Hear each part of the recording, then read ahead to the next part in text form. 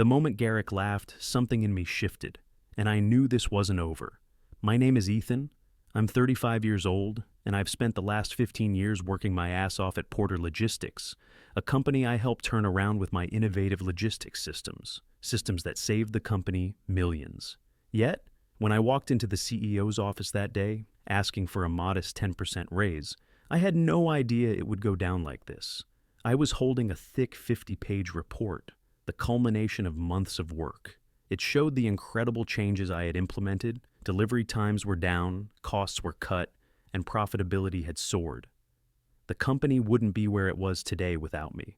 But Garrick, the CEO, didn't see it that way. He leaned back in his chair, clicking his pen. "A 10% raise, huh?" he said with that arrogant laugh of his. "After all these years?" I swallowed my frustration and nodded, trying to keep calm. "Yes. I've been with the company for over 15 years now. I've earned it. The results speak for themselves." Garrick's eyes flicked to my report, but he didn't even bother to pick it up. "You're just a back-end guy, Ethan," he said dismissively. "You're replaceable. You should be grateful for what you have." My chest tightened. Replaceable? Grateful? He was sitting there, in his shiny office, as if he didn't owe his entire career to the work people like me put in. I had done things at this company that no one else could replicate, and yet he had the audacity to tell me I was just a back-end guy. I felt my face flush, but I kept my voice steady. "I've done a lot more than that for this company. You wouldn't even be in this position if it weren't for my systems." He chuckled, leaning back further, as though my words were a joke. "Easily replaceable," he said again, his tone flippant. "Anyway, thanks for the report, but a raise? Nah, not gonna happen. You're lucky to have a job." I stared at him, shocked by his blatant disregard. After everything I'd done, the sacrifices I'd made, my years of hard work meant nothing to him. I stood up slowly, my mind racing with thoughts of what to say, what to do, but I couldn't find the words. I just turned and walked out of his office, humiliated but quietly enraged. I didn't even make it halfway to my desk before the next slap in the face hit me. There it was, in the company newsletter. A glowing mention of Garrick, as though he were the one who had spearheaded the project, the one who had revolutionized our logistics systems, the systems that I had created, refined, and implemented. It was all there, in black and white. Garrick, the CEO, was taking all the credit. Something inside me snapped. I took a deep breath, forcing myself to calm down. I stood there for a moment, looking at the newsletter. My blood was boiling, but I knew one thing for sure. This wasn't over. It couldn't be. Not like this. I had a trump card, one that Garrick would never see coming. The systems I had built weren't just the company's property. They were based on personal projects I had started long before I even set foot in Porter Logistics. I never signed the rights over to them. They were mine. Garrick had just made the biggest mistake of his life. He thought I was just a back-end guy. Fine. I would show him just how replaceable he was. I had everything I needed, and when the time came, I wasn't going to walk away. I was going to bring the whole house of cards down. I sat back at my desk, the thick bundle of papers from Garrick's dismissal still fresh in my hands. My fingers were numb, as if they couldn't quite register what had just happened. The company newsletter sat open on my screen, Garrick's smug face taking up the entire banner, as if he were the one who had revolutionized logistics. The anger was bubbling beneath the surface, but I couldn't let it consume me. Not yet. I pushed away from my desk and let my chair spin slowly, my gaze drifting toward the clutter that filled the small cubicle I had called home for the last 15 years. Paper stacks, outdated sticky notes, and coffee cups that had long ago turned cold. None of it mattered. I wasn't going to let it. I reached for the small leather notebook on my desk, the one I had kept close for years. It had never been intended for anyone else to see. The pages were filled with ideas, diagrams, and scribbles from late nights spent in my garage, tinkering with systems that I knew could change the game. The algorithms I had built, the structures I'd designed, all of it was there, quietly waiting for the day someone would recognize its value. As I flipped through the pages, the familiar handwriting seemed to echo in my mind. Every line was a memory, long hours working after I'd clocked out, my hands stained with grease, a computer humming in the corner. I'd never written down a single idea for the company. They didn't deserve it. All of this was mine, built on my time, my equipment, my sweat. No one knew what I had done, and for a long time, I had kept it that way. Until now. I paused at a page near the back, one I hadn't looked at in months. It was a message from Dalton, VP of Operations at Axis Freight. We had crossed paths a few times over the years at industry events. He was a sharp guy, always paying attention to what others missed. The message had been simple. If you ever get open to bigger things, I'd love to talk. We see what you're doing at Porter. That had been months ago. I ran my thumb over the words, the invitation sitting there, dormant but potent. What did I have to lose now?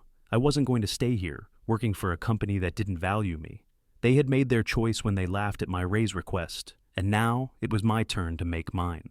With a deep breath, I picked up the phone and dialed the number. It rang once, then twice. Dalton, his voice answered, warm but confident. "Ethan, how's it going?" "Not great," I replied. "Actually, it's time we talk." I could hear the shift in his voice, the slight edge of curiosity. "What are you thinking?" "I think it's time I move on," I said. "I want to meet.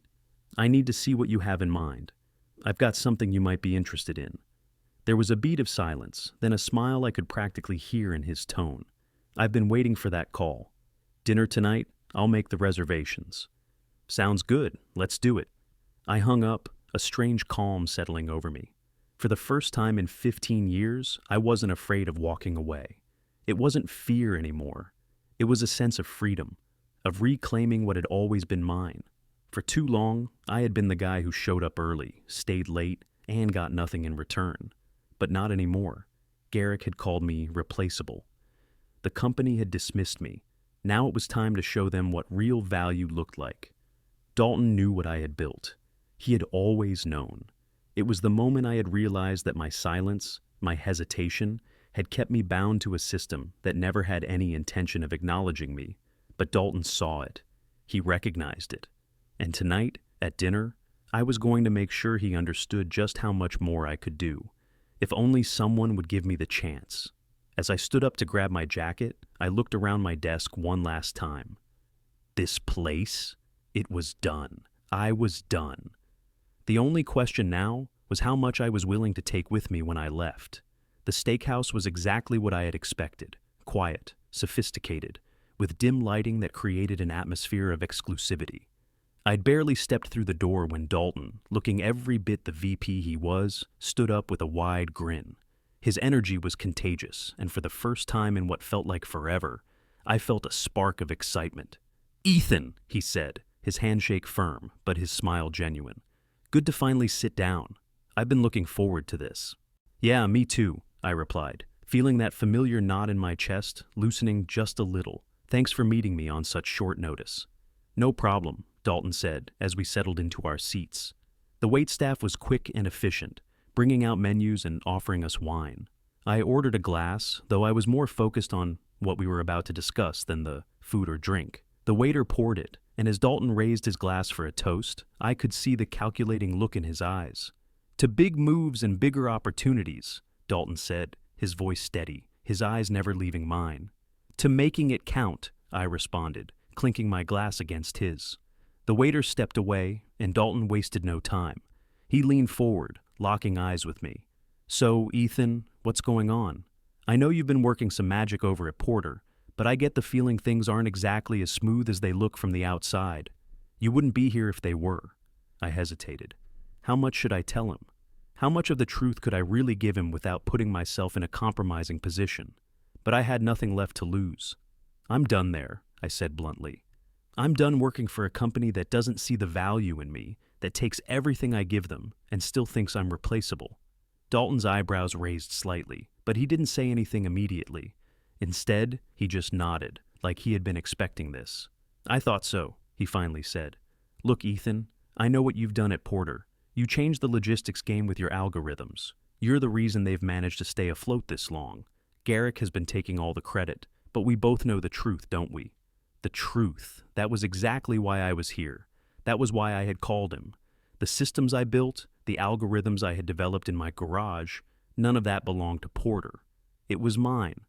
"I've got something," I said, pulling my leather notebook from my bag and laying it on the table. "This is what I've built.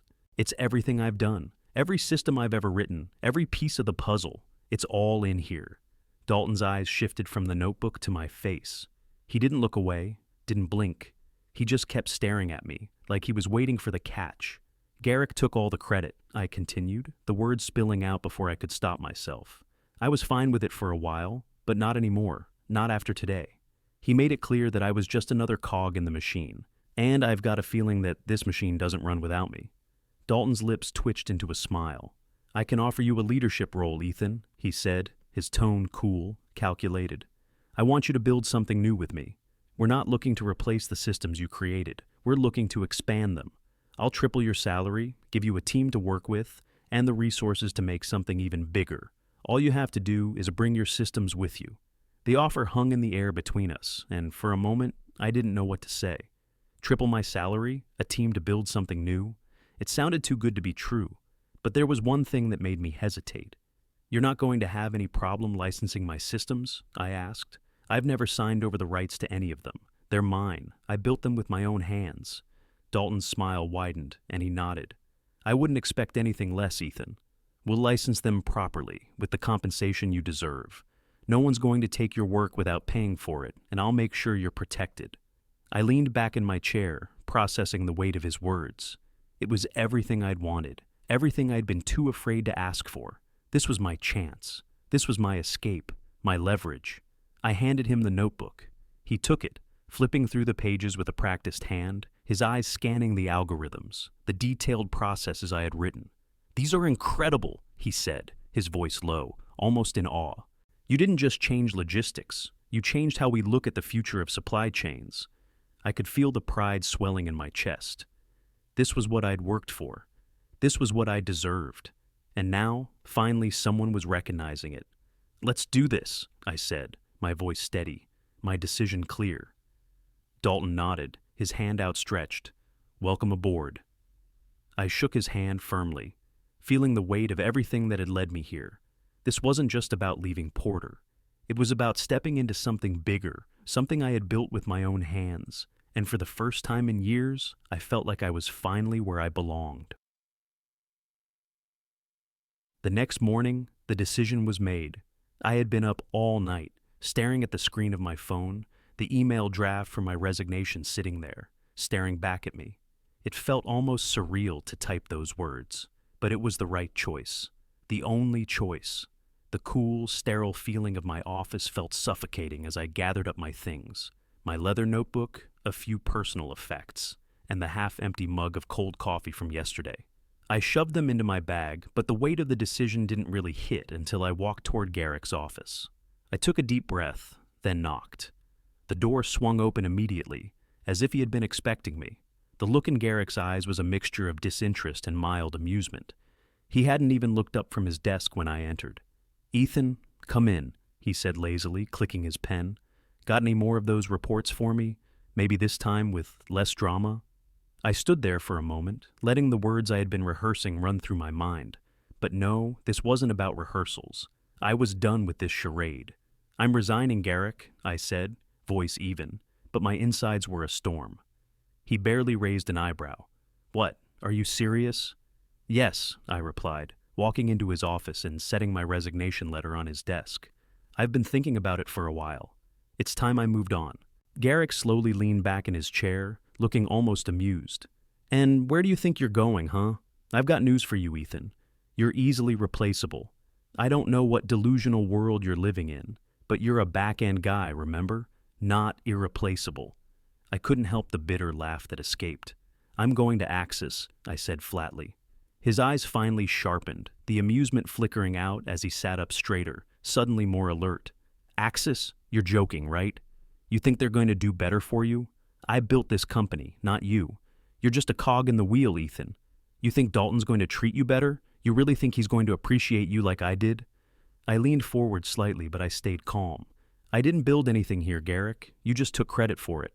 I've spent years working on systems that changed this company, and all you've done is take the rewards. You'll be fine without me. After all, you said I was replaceable." His face reddened at my words. "So, this is it, huh? You think you're so much better than this place? You're making a mistake. You're betraying everything we've built." I didn't betray anything, I said, keeping my voice steady. I've been loyal to you for years, but the truth is, you never valued me. You valued what I could do for you. You never even bothered to look at the work I've done. You never even tried to understand what I brought to the table. I leaned closer, making sure he could see the resolve in my eyes. And I built the proposal you're using to pitch Eastwood right now, the one that's going to make you millions. You should thank me, because without my systems, none of it would be possible. His face drained of color. What? That proposal is from you? I smiled coldly. Yes, Garrick, it's from me, the same person you said was replaceable, the same person you laughed at for asking for a raise. I stood up straight, slinging my bag over my shoulder. I'm done here. He opened his mouth to speak, but I was already walking out, my footsteps echoing through the empty hallway. When I stepped out of the building, I felt the weight on my shoulders lift, replaced by an unfamiliar feeling of clarity. I had just walked away from 15 years of loyalty, hard work, and effort. But for the first time in a long time, I didn't feel regret. Instead, I felt free. It wasn't long before the phone calls started coming in. At first, it was just a few whispers from former colleagues, tentative congratulations mixed with cautious questions. By the time I had settled into my new office at Axis Freight, I had already started to feel the weight of what I had done.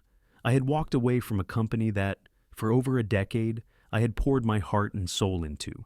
And now I was working for a company that saw the value in me, not just the work I did, but the person I was. It felt like a breath of fresh air after years of suffocating under Garrick's thumb. Within 6 weeks, everything began to fall into place. The systems I brought with me from Porter worked even better here, as I had the freedom to tweak and improve them without the constant pressure of someone else taking the credit.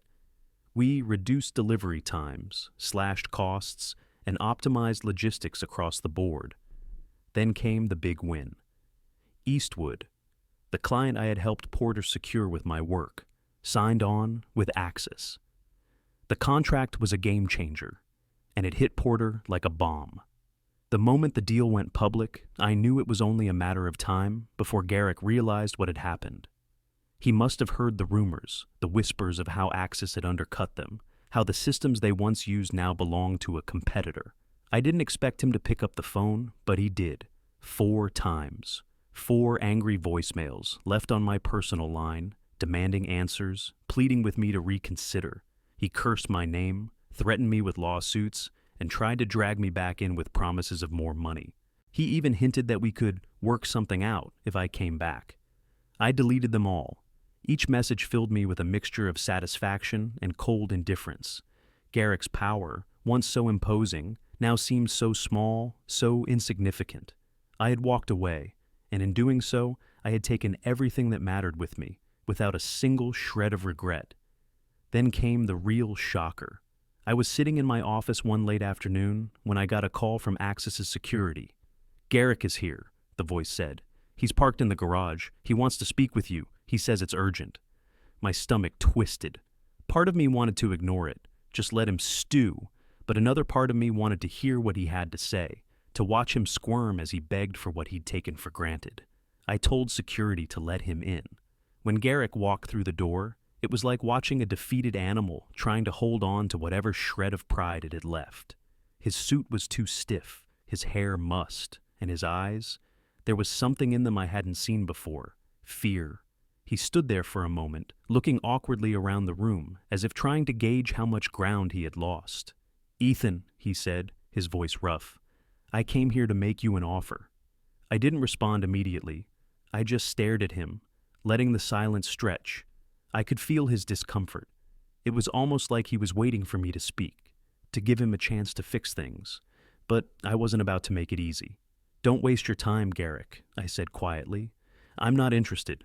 He flinched, but he quickly recovered, stepping closer to the desk, trying to maintain some form of control. "Look, I've been thinking about it," he said, his words coming out faster now, as if trying to push past the walls I had put up. "Maybe I misjudged you. Maybe I was too harsh." "Too harsh?" I echoed, feeling the anger bubbling up again. "You laughed at me when I asked for a raise, Garrick. You told me I was replaceable. You took credit for everything I did." He didn't meet my eyes. "That wasn't what I meant," he muttered, though there was no conviction in his voice. You've always been important to this company. We just, well, we all make mistakes, right? I shook my head, disgusted. You're too late, I said, my voice firm. I've made my decision, and I'm not coming back. His expression faltered, and for the first time, I saw panic in his eyes. Wait, he said quickly, his voice rising. I'm offering you more. I'll match whatever they're giving you at Axis. You're part of this company, Ethan. I can make this right. I raised an eyebrow. You think I'm going to come crawling back after everything you've done? After how you've treated me? Garrick stepped forward, desperation creeping into his voice. I can get you anything you want. Just come back. Help me with Eastwood. I can't lose this account. I need you. I stood up, finally meeting his eyes. You already lost it. It's too late, Garrick. You made me feel like I was nothing for years. Now, look where we are. I gestured to the door. You should have appreciated me when you had the chance. But now, I'm gone. I grabbed my bag from the desk and turned to leave, not even looking back at him. His voice cracked as he called after me. Ethan, don't do this. You're making a huge mistake. I need you. The sound of his voice faded as I stepped out of the office and into the hallway. For the first time in my life, I felt like I had complete control over my own future. As I walked out the door, I knew it was over. My quiet exit, my calm resolve. This was the real punch. I hadn't just walked away. I had left with the power, the leverage, and the confidence that I had been denied for years. Porter was already beginning its fall, and I, in my quiet dignity, had just set the stage for its collapse. The phone calls started almost immediately. At first, it was just a few messages from former colleagues, polite, hesitant, and a little awkward. Some congratulated me. Others asked if I was really sure about leaving Porter. There were a few, I heard you left, but is it true? Questions, as if they couldn't quite believe I'd actually walked away from everything I'd worked for. But what shocked me the most were the angry messages, the ones from people who had seen the fallout firsthand. Marlene, a longtime teammate of mine, called late one night. I answered, expecting it to be another congratulatory call, but instead, her voice was heavy with something I hadn't expected. Disappointment. Ethan, what the hell did you do? She asked, her words sharp. I get it, you're pissed, but this is more than just you walking away. You know that, right? I rubbed my face, hearing the stress in her voice. I didn't ask for this, Marlene. You know I didn't. But when they treated me like that, when Garrick laughed at me for asking for a raise, when he took credit for my work, it was time. I'm sorry for how it's going down, but I couldn't stay. There was a long silence on the other end of the line before she spoke again. I get it. You were right to leave. But the layoffs, Ethan? 100 people. Some of them, they were my friends. You know how hard this is for all of us. Her words hit harder than I expected. The layoffs. I hadn't truly grasped the full weight of what I had set in motion. I had been so focused on my own departure, on my new beginning, that I hadn't stopped to think about the others who were left behind. Some of them had been there just as long as I had, quietly grinding, never asking for recognition. Look, Marlene, I said softly, I'm not going to pretend like I didn't know this would happen. Porter was in trouble long before I left, but I didn't want this for anyone. I never wanted to hurt anyone. This is bigger than just me, but you know I had no choice. Yeah, but now what? She asked, her voice strained. What do we do now? The question stung because I knew the answer. Nothing would be the same, and some of us, no matter how talented, would struggle to get back on our feet. I couldn't ignore that, not anymore. Not when it was my decisions that had helped push so many good people into uncertain futures. I'm not abandoning everyone, I said, the words coming out before I could think them through. I'm working on something, Marlene. A program, something to help the people who were left behind.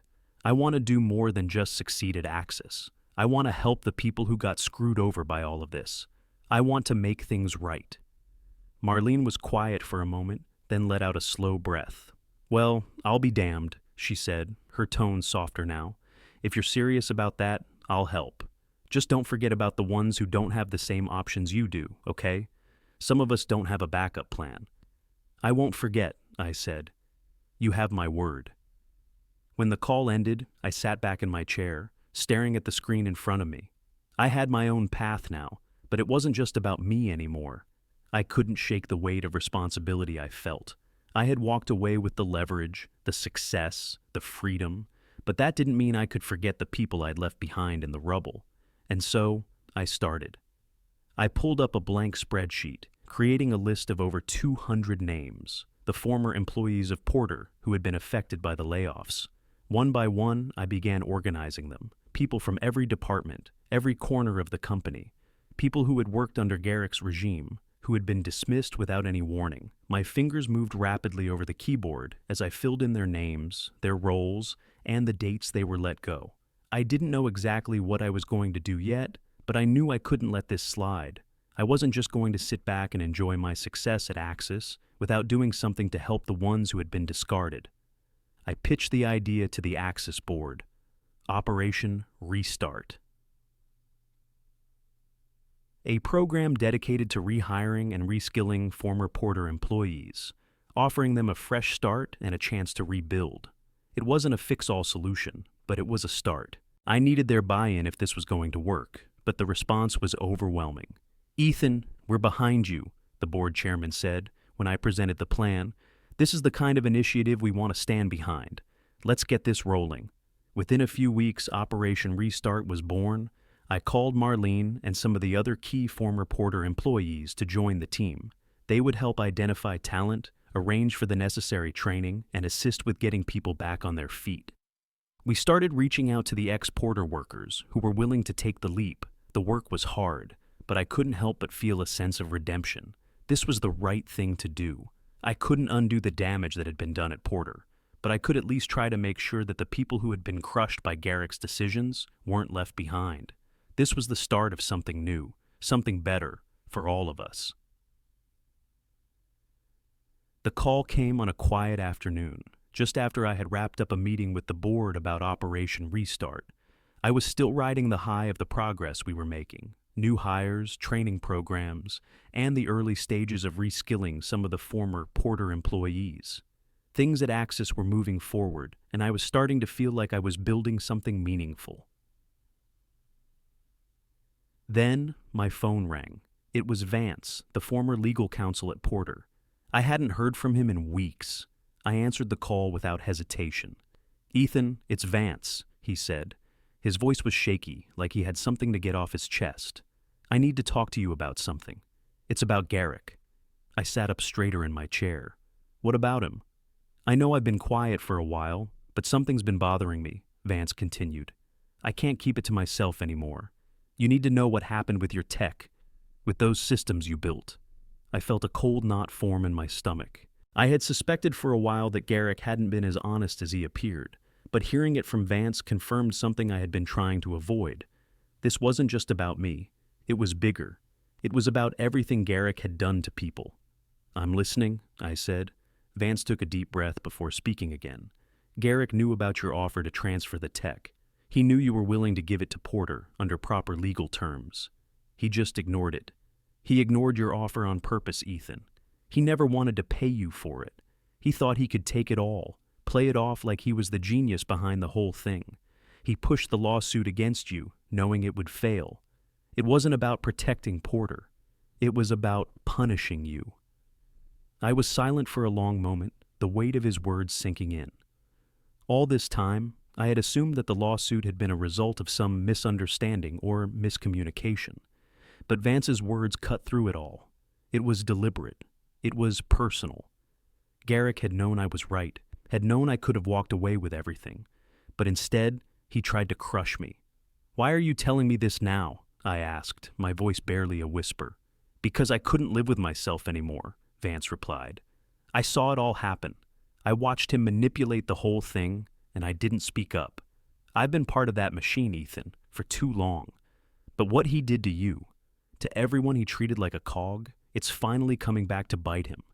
I just wanted you to know the truth." I leaned back in my chair, staring out the window as the reality of what had happened set in. Porter's failure wasn't just because of me walking out the door. It was because of how Garrick had treated people, how he had taken advantage of their loyalty and hard work. The rot had been there long before I left. "This is bigger than me," I said, my voice almost a growl. "Garrick used me, but he used everyone. The ones who stayed, the ones who left. They were all just pawns in his game. And now, he's losing. He's losing everything because he never understood that loyalty isn't a one-way street. Vance was quiet for a moment, then he spoke again, this time with a hint of guilt in his voice. I just wanted you to know you weren't crazy. You were right all along, Ethan. You were the one who built this, and it was never theirs to take. I felt the truth of it all in my bones. It wasn't about revenge anymore. It was about something deeper, exposing the man who had tried to tear me down, revealing the lies and manipulation that had led to so much damage. I appreciate this, Vance, I said, finally finding my voice again. But this isn't just about me anymore. It's about everyone he's wronged. I know, Vance said softly. Good luck, Ethan. I'm sure you'll make things right. I hung up the phone and stared at the screen in front of me, my mind racing. The lawsuit had been nothing more than a desperate last-ditch effort to silence me. But it wasn't just a personal attack. It was a symptom of the bigger problem at Porter, a problem that had festered under Garrick's leadership for years. I knew what I had to do next. I had to take the fight to him, not because of the past, but because of what he had done to everyone else. And as I thought about all the people who had been left behind, people like Marlene, like Vance, like everyone who had stayed and fought for Porter while Garrick took all the credit, I knew one thing for sure. I was going to make sure they didn't just fall through the cracks. A few months had passed since I walked out of Porter, and while Axis had become everything I hoped for and more, there was still an underlying tension I couldn't shake. The layoffs, the fallout, the people I had left behind, it was all still there, simmering just beneath the surface. I had found my place at Axis, but it wasn't just about me anymore. I had started to build something meaningful, not just for myself, but for the people who had been swept aside by Porter's toxic culture. As Operation Restart continued to grow, bringing back former Porter employees and reskilling them, I began to see the ripple effect of my decisions. Some were grateful, others uncertain, but all of them were getting a second chance. Then, the unexpected happened. I got a call from Garrick. It had been weeks since I had last heard from him. After our confrontation, I'd expected him to continue being the arrogant CEO. But this time, the tone was different. He wasn't angry, he wasn't bargaining, he was apologetic. I need to talk to you, Ethan, Garrick said on the other end of the line. His voice was heavy with something I didn't recognize. Guilt, maybe? It was hard to tell. I've been thinking about everything that's happened, and I want to apologize. I thought you'd never leave. I thought you were too loyal to walk away. But now I see I was wrong. I couldn't believe what I was hearing. For years, I had been nothing more than a pawn in his game. And now, here he was, apologizing. It felt like a cheap play for sympathy. But I wasn't interested in his manipulations anymore. I'm not sure an apology means much at this point, I said, my voice calm but firm. You've already made your choices, Garrick. You've made it clear how little you value loyalty and hard work. What's done is done. But he pressed on. I know, but I'm calling because I need your help. The company is falling apart. Eastwood's gone, and now we're in a real bind. I thought I could handle it, but I can't. The last thing I want is for more people to lose their jobs. Please, Ethan, I need your help to place the people who are still here. I leaned back in my chair, the irony of the situation not lost on me. He wanted my help now, after everything he had done? Why should I help you, Garrick? I asked, not hiding the incredulity in my voice. You've made it pretty clear that you don't care about the people who built this company. You only care about yourself. There was a pause on the other end of the line. For a moment, I thought he might hang up, but instead, he sighed. You're right, I made a lot of mistakes, but I'm asking you to help the people who still have jobs here. I know I've messed up, but you're the only one who can help place them. The last thing I want is for them to suffer. I knew what this was. This wasn't about helping his employees. It was about saving face. But still, the request was genuine, and I had built something better at Axis, something that could help them. I'll help, I said finally, but only because it's the right thing to do. I'll work with Axis to include your remaining employees in our hiring initiative. I won't let them suffer because of your mistakes. He exhaled in relief, the tension in his voice easing. Thank you, Ethan. I know it's asking a lot. I'll make sure it's right for you. Don't worry about me, I said, cutting him off. Just make sure those people have a chance. Make sure they don't end up like the ones who were let go without a second thought. I will, Garrick promised, though I didn't quite believe him.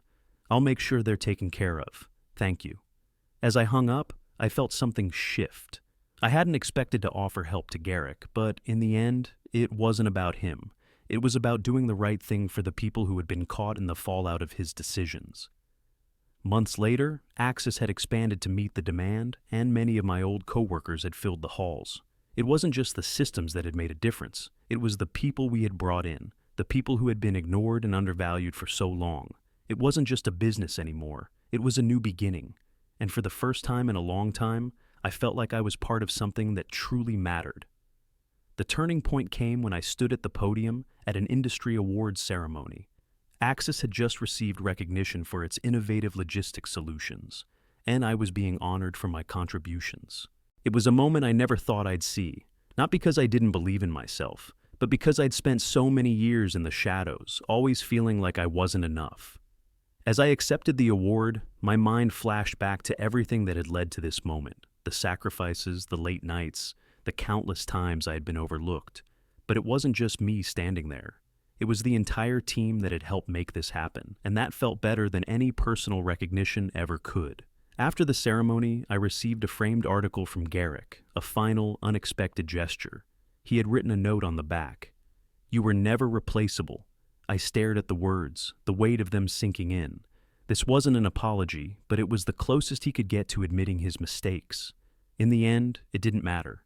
He had been the one who thought I was replaceable. He was wrong, and now I was building something better. The first workshop was held in one of the conference rooms at Axis, packed to capacity with employees and industry newcomers eager to hear what I had to say. The space felt electric with anticipation. I had promised to teach them not just about logistics systems, but something deeper, something more personal. I was no longer just the quiet workhorse I had been at Porter. I had learned how to stand up for myself, and now I was ready to help others do the same. I wasn't just there to talk about algorithms and efficiencies. I was there to teach people how to protect themselves, how to negotiate for what they deserved, and how to take control of their careers. My story, my journey from the shadows of Porter to the leadership seat at Axis, was an example of what could happen when you finally decide to stop being replaceable. Tessa, one of the new hires at Axis, was sitting near the front, eyes wide, hanging on to every word. She reminded me of myself when I was younger, quiet, hard-working, and unsure of her worth. After the workshop, she approached me, shy but determined. "I really need to ask you something," she said, her voice small but strong. "How did you know when to stand up for yourself? I've been in jobs where I just accepted what I was given, but I'm afraid that might happen again. I don't know if I have the guts to fight for myself." Her question hit me hard. I thought back to the countless times I had swallowed my pride, convinced myself that if I just worked harder, proved my worth, things would get better. But the truth was, I had waited too long to speak up, too long to fight for what I deserved. And the longer I waited, the more I let myself be dismissed.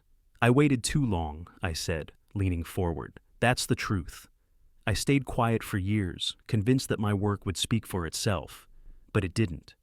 People like Garrick, people like the ones who tried to make me feel small, they don't care about your work. They care about how much control they can hold over you. They'll never see your value unless you show them." Tessa nodded, absorbing my words. "But how do you get that courage? How do you stop being scared to stand up for yourself?" "You do it because you realize that standing up for yourself isn't about being loud or demanding," I said. "It's about knowing you're worth something. It's about taking control of your own future instead of letting someone else dictate it. And when you finally realize that, when you stop asking for permission, it becomes a lot easier." She smiled, the weight of her uncertainty visibly lifting. I could see it in her eyes. She had heard something that was going to stick with her, and for the first time, she truly believed she had the power to change things for herself.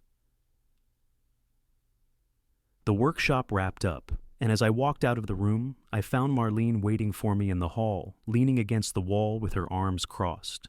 She had helped organize the event, and I could tell from the proud smile on her face that something had clicked for her too. "I think you're making a real difference, Ethan," she said, her tone a little softer than usual. "Not just for yourself, but for everyone here. I never thought I'd see you this confident. You've turned everything around, not just for your career, but for everyone who's been stuck in that cycle." "I'm just getting started," I said with a grin. There's a lot of work to do, and a lot of people who need to hear this message. I think I've found my real purpose now. I want to make sure people don't have to wait as long as I did to stand up for themselves." Marlene smiled. "Well, you're not alone anymore. We've got your back." The sense of fulfillment I felt was deeper than anything I had experienced before. This wasn't just about business or success. This was about transformation, personal, professional, and for the people around me.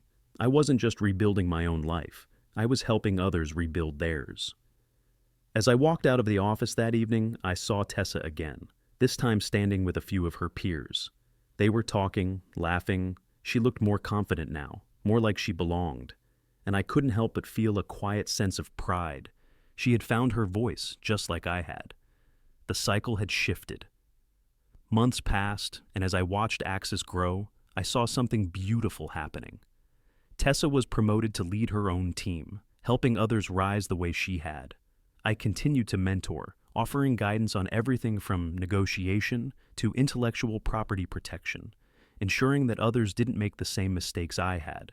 I stood at the podium once more, this time not as a recipient of an award, but as someone who had made a lasting change.